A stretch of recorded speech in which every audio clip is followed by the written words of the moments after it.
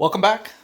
And so on this particular episode, I have to repair a stripped threads in my block where one of the head bolts goes in. So after doing a lot of research, I discovered that the best way to repair um, this is to use a kit called Time-Sert rather than helicoil, and it's pretty expensive. I'm not gonna to lie, but in fact, the kit costs $480, almost $500 on Amazon, and that's pretty much the price everywhere. There's nowhere to get it cheaper. I tried to find one used on Craigslist. I didn't see any for the size that I need. So sometimes you gotta pay the price and bite the bullet if you're gonna do a project like this. Okay. So here's the kit. And when you open it up, um, basically, it's a nice kit. I mean, for $500, they even give you a laminated set of instructions. So here's all the tools that come with it. You can kind of see what all comes with it. And there's instructions here. And it's pretty straightforward, just one page of instructions. Okay, now probably the most important part here is preparing it, like measuring the thread depth, marking the core drill, marking the tap and driver for the proper depths. Okay, and if it took me a while to digest this and understand. On the flip side, it's basically they just have this blown up, so it makes it easier to see. Okay, that is the first three steps. The preparation steps A, B, and C are magnified on the back. Okay, so so far so nice. So this plate goes over the piston and lines things up for you. They include some bolts for installing that. They give you 10 of these inserts, okay, M11 by 2 times 30 millimeter. They give you some special oil, although you do need to, this is just for the driver part. When you're drilling it, you need to use WD-40. Some Loctite, some bolts to hold this plate down, it appears. There's a measuring tool because you have to measure down to the first thread. There's appears to be some kind of like tool that goes into the biggest hole so you can line things up and guide things down. It includes the drill bit. Here's the drill bit. I'm trying to hold my camera with one hand and film with the other, but here's the drill bit, the appropriate size drill bit. Then you have your tap. Okay, so this is your tap. And then you have your driver, okay, to drive the Time-Sert in. Okay, so it's a fairly nice complete kit. Did all these pieces here, how much did it cost them to manufacture all this? Is it worth $500? Is it worth $500? Hey, you need to get the job done. Okay, so I guess in that sense, it is. Did I want to take a chance with the cheaper helicoil method? I could have. But then every time I'd be getting in the car driving down the road, I'd be wondering whether my head's gonna develop a leak.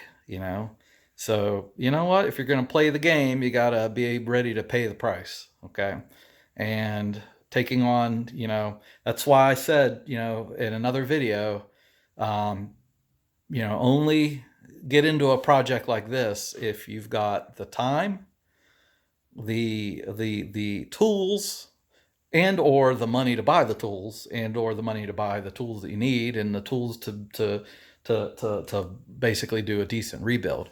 Okay, if you're just looking for a new power plant for your engine, and you just want to swap and go and get your car back on the road as fast as possible, you need to consider buying a crate engine. Okay, this process of rebuilding on your own, in my opinion, is not much of a time saver, honestly. I think buying a crate engine, for just an average person who wants to get new power and go, is the way to go.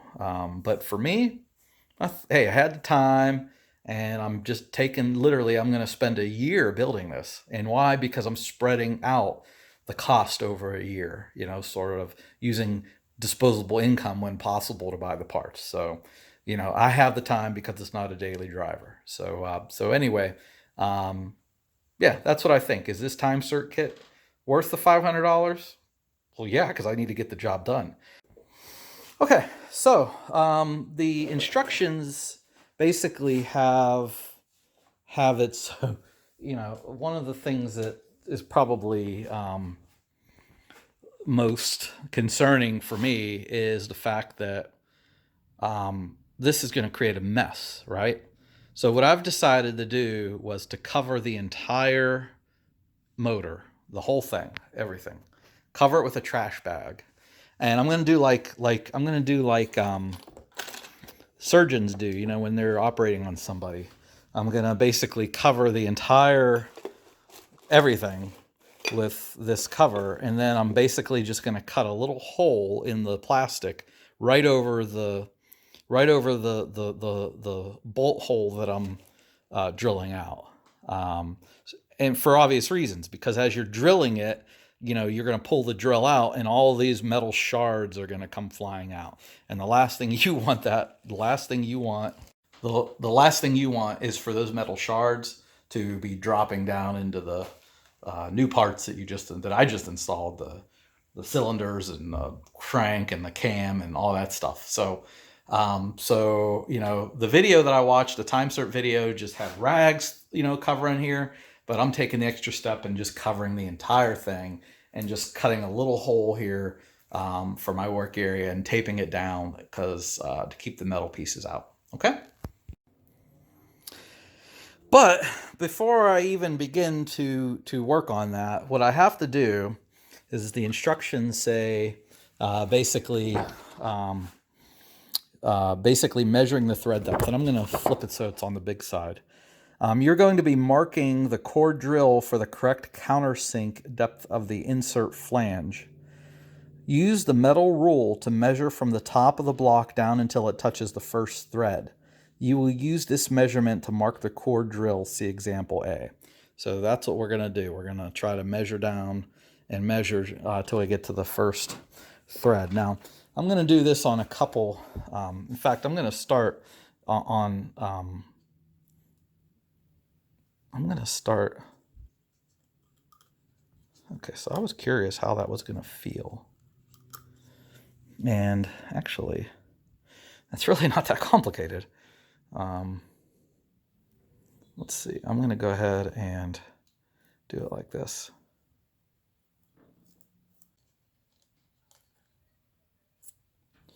Let me measure a couple just to make sure.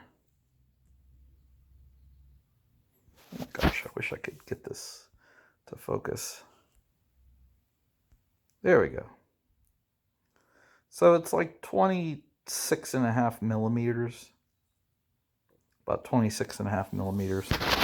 Let me just try to reproduce this on a couple different.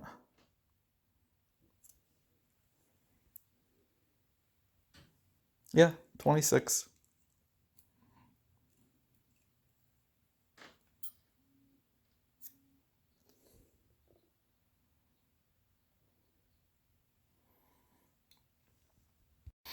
Okay, step B. Use your measurement from the metal rule plus the length of the drill bushing, which is this guy here. Add the two measurements and then mark the drill. Mark the core drill starting from the cutting edge countersink up to the top of the drill bushing for your total core drill countersink depth. Okay, so here's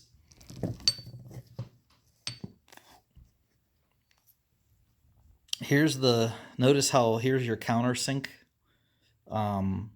here's the edge of the countersink right here. So we're going to start here. We're going to go up to this measurement here, which was like 26 millimeters, and then we're going to add another 25 millimeters for the countersink. Okay. Okay. So I made my marks, and let me see if I can show this here. You see, here is the counter. Hang on here. Let me get something to point with. Here is the countersink beginning, and then here is the depth of the first thread, and then you mark it at the top of the what is this thing called? This is the this is the drill bushing, okay? And then that's where you put your final mark. So that is the final mark. So the mark, the start from the countersink, roughly 26 millimeters for the first thread, and an additional 25 millimeters for the top of the bushing, and that's my final mark, okay? And I put that all the way across the top. All right. So now at this point, we make sure that the drill bit, the tap, and the driver are roughly, at the same starting point. You see how they're level? And then you go up to where the mark on the drill is, which is right here. Okay, and then you put a mark on the other two right there. So they all show the same depth. Okay? You see that? See how I marked them all the same depth? All right.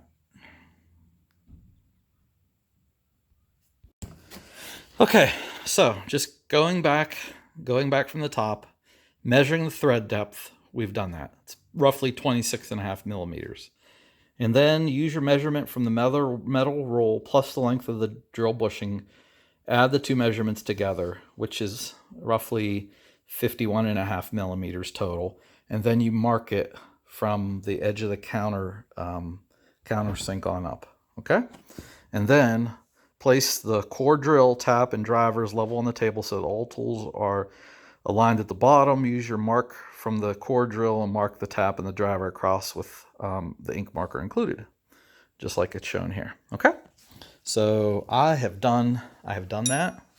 All three are lined up, and what I'm going to do is one more time. I'm just going to make sure this is 51.5 millimeters.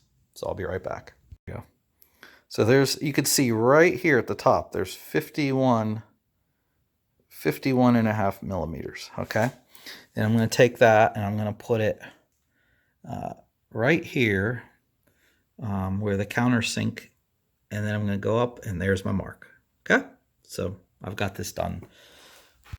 So I've got everything lined up correctly. So now what I'm going to do here is I'm going to go ahead and I've got to take this plate and basically what I'm going to do is take this plate, put it over, well, I gotta pull that pin out. Hang on, let me pull that pin out real quick, because that pin is going to get in the way. Hang on here. All right, so we've pulled that pin out. All right, so what we're going to do is we're going to go ahead and place this right over like so, okay? And I'm going to go ahead and I'm going to do that. And then I'm going to go ahead and put the bolts in here. And I think what I'm going to do is put the plate on, leave it on, put the bag over top, and then just tape the bag, cut a hole in the bag and put it around there, okay? So I'm going to go ahead and set that up and I'll be right back. Okay, so first step is you have to put this plate over the biggest hole, which is this one, needs to go over the hole that's being repaired. Then you place this bushing here, if I can get them separated. You place this bushing in the hole, Okay, and then you take this pin and you put the pin basically in the hole. The pin will ultimately end up in one of these holes, just so it gets perfectly lined up. Okay, then it includes some bolts that you thread down in here to hold this in place. So I'm going to get this bolted down, and I'll be right back. Okay, so I've got this plate bolted down, and I've got this pin or this bushing on here pretty well. You can look right down in there and see that, you know, it's perfectly aligned over the thread that I'm working on. And of course, here's this pin that helps align it. I've already done that, obviously. I had it aligned to put this plate on, and then you just pull this out when you're done. All right, so next step says, so I did step number 1, fixture plate. Place largest hole in drill fixture over the hole to be prepared. Place drill bushing in the fixture. Then place line pin inside the bushing. Tighten it, etc. Remove line pin. Use a suitable drill motor and drill the hole until the mark on your core drill lines up with the top of the bushing. This will require removing the drill and bushing several times to clear chips. Clean out all chips.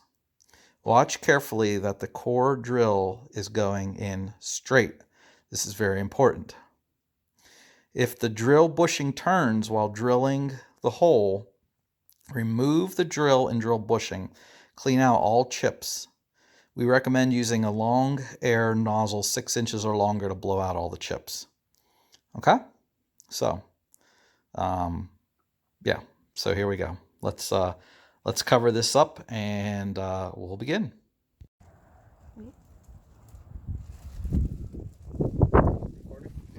Yeah.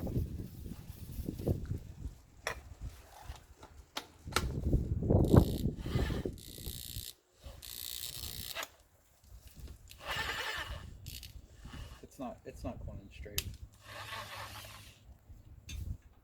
Should I stop? Yeah, go ahead.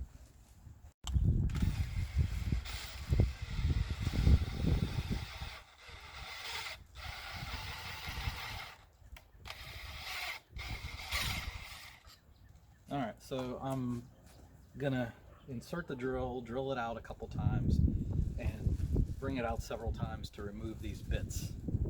All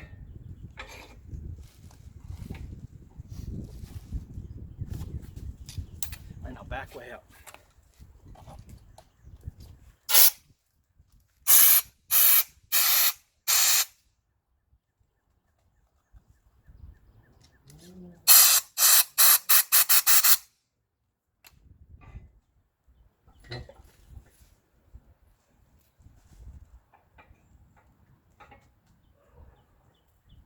All right, come on back.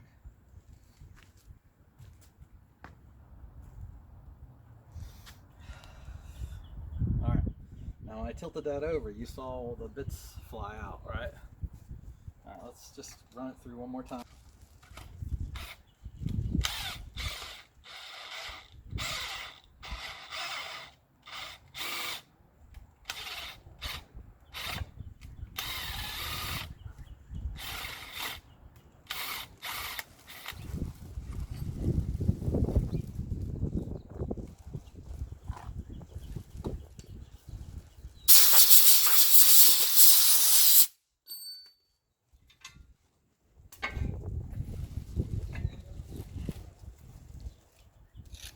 All right, you ready?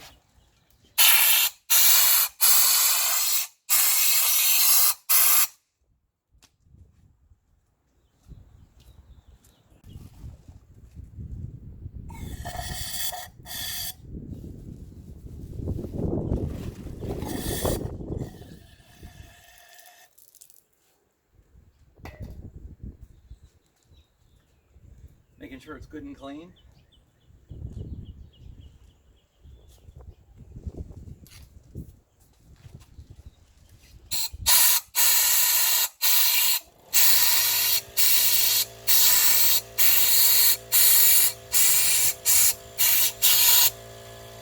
All right, so I ran the drill through a couple times. I took it down to a depth of this line and brought the drill back out several times. Cleaned it out, brake cleaner, air, compressed air. Now go ahead and take a look down in there, see if you can point down in there.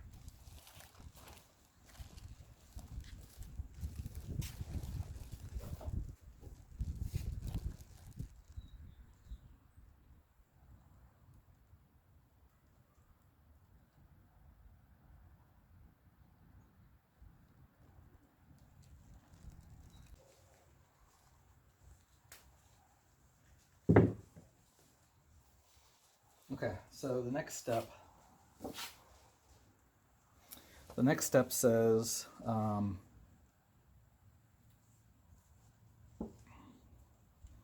use WD-40 for tapping. We recommend using a tap wrench for tapping. Tap through the drill bushing until your mark on the tap lines up with the drill bushing. This will require removing the tap and bushing several times to clear chips. Clean all chips using brake cleaner that will not leave oil residue. The hole must be clean and dry. Use a flashlight to inspect the hole for chips and cleanliness. All right, so let's go ahead and do the tap.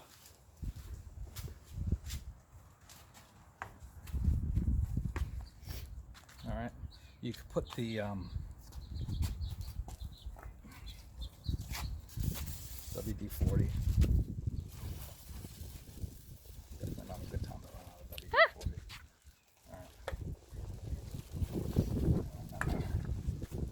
All right, so I do not have a tap wrench.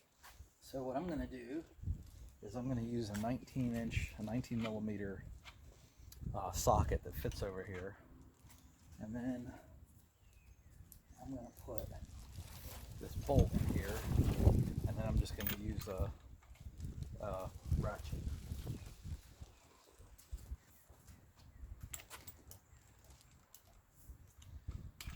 Actually, you know what, I could.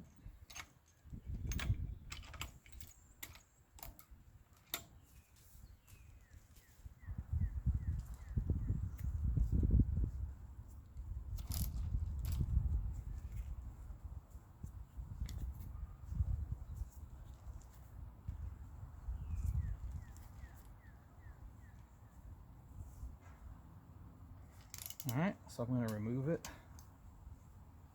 to remove the chips.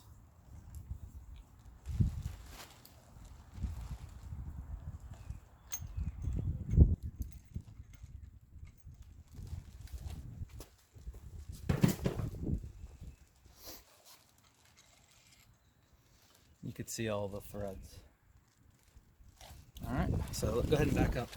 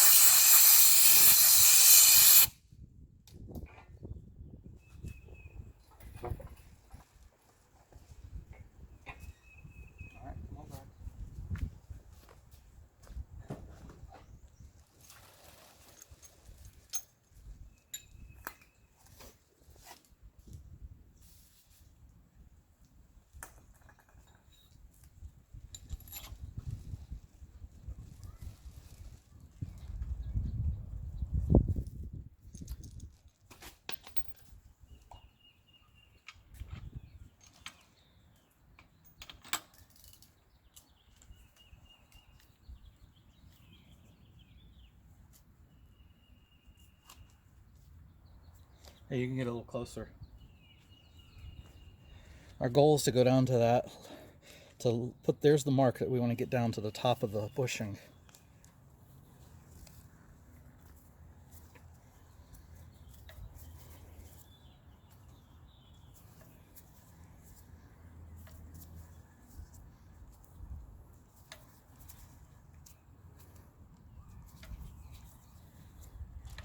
We're almost there.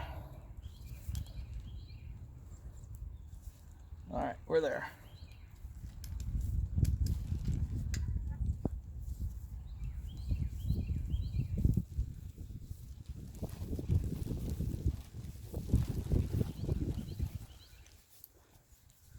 $500 just for these pieces.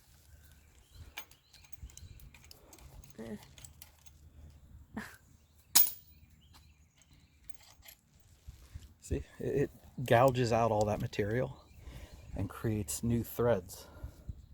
All right, so go ahead and back up.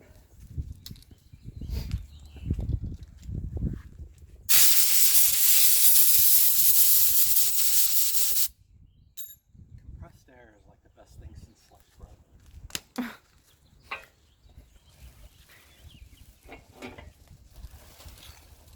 Oh, it came out. Oh no. Oh, that's bad news.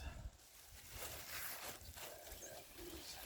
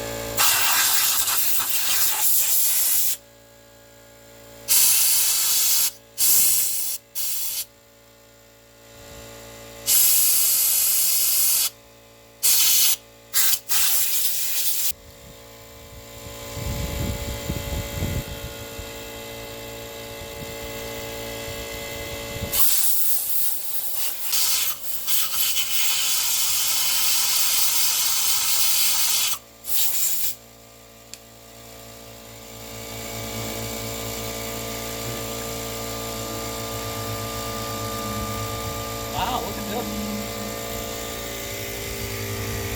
See if you can get the camera down in there. Look how nice and clean those threads are. Wow, look at that. All right.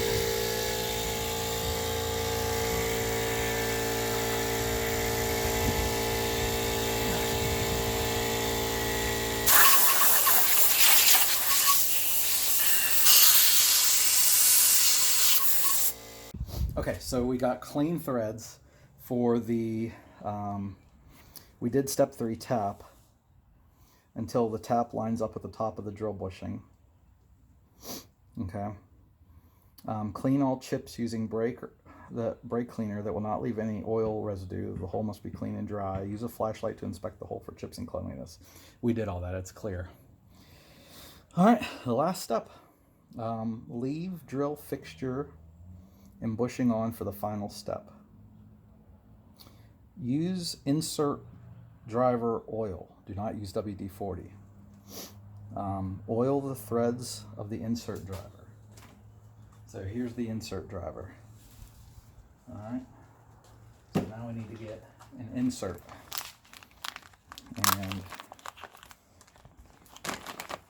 you know, this kit may be expensive, but you know what? It included all the tools and it very good instructions. So, you know, I mean, sometimes, you know, money, you know, sometimes things are worth it. All right. So here's the insert. And it's going to go down in, okay? And just for folks who may not be familiar with inserts. So when we're done with this whole process, this insert's going to be in there, and then this bolt, the original size bolt, should be able to thread in there perfectly. So what we're doing is we're creating a new place for this bolt to grip into. So So anyway, it says here, oil the threads of the insert driver, which is this. Screw and insert onto the driver, okay, which is this guy right here. We're going to screw that on. Apply a small amount of Loctite on the bottom outside threads of the insert and screw the insert into the prepared hole. When the head of the insert is seated, the driver will tighten up. Use a little more power to screw the driver through the insert until your mark on the driver lines up at the top of the bushing. Remove the insert driver and then your repair is complete. All right, so let's go back through this one more time. We're gonna need the oil, the driver oil, and the Loctite. All right. So I'm gonna go ahead and take that off. And I'm gonna go ahead and take this off. And then it says, oil the threads of the insert driver. So we're gonna oil the threads of the insert driver.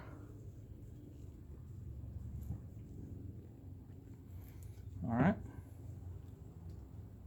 Screw and insert onto the driver. All right.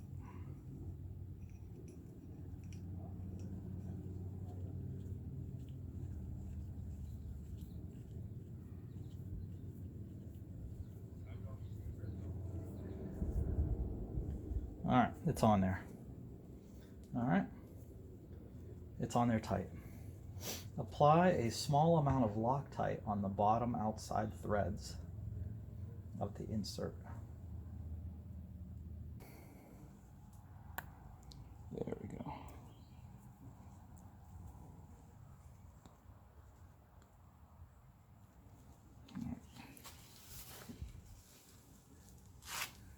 All right, hang on here. Let me just use this.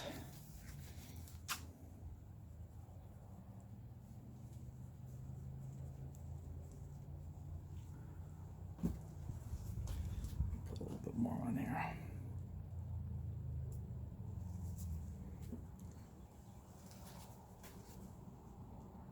Come on, gravity, help me out here.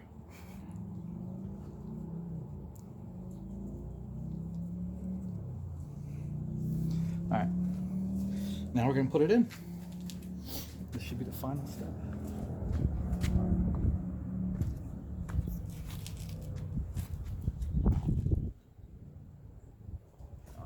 Let me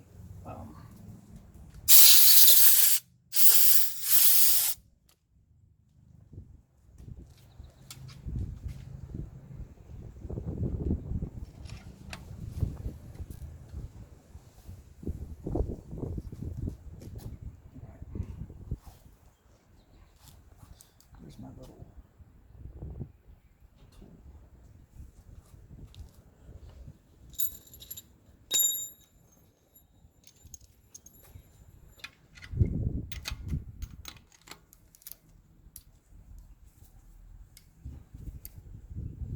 Remember, I'm trying to keep going until this line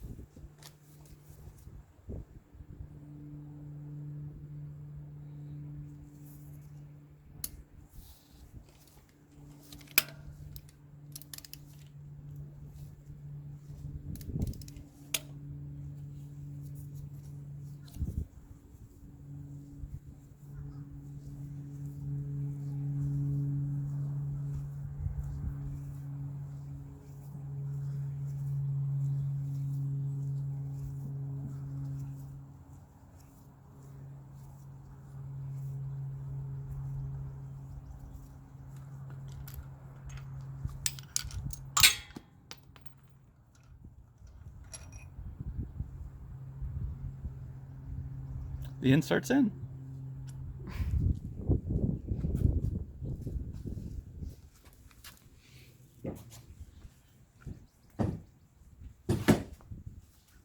Thank you. All right.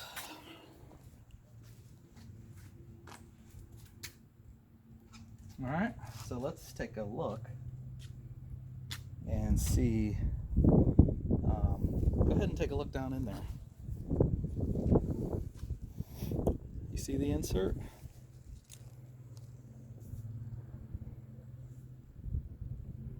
Still a little bit of Loctite on the walls of the hole, but you can kind of see that it's in there. So go ahead and pull that away. All right, now here, let's do this. All right, now was that worth $500? I don't know. For Time-Sert? Only time will tell. Only Time-Sert will tell. If the bolt goes in there and it holds, and time will tell, then Time-Sert will be good. So the good news is I've got 9 more of these. So if it happens again, then then I can.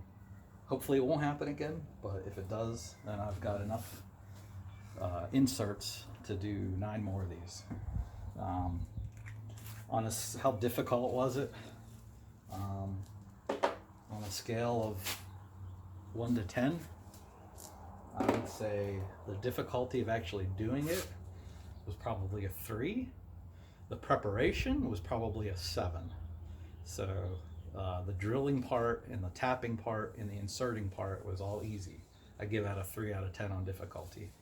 But getting everything ready, making sure the block is covered so you don't get metal fragments, measuring and marking, that stuff takes some time and precision. I'd give that a 7 out of 10 on difficulty, but not impossible if you just simply read the instructions and follow the directions. Should be fine. So time will tell.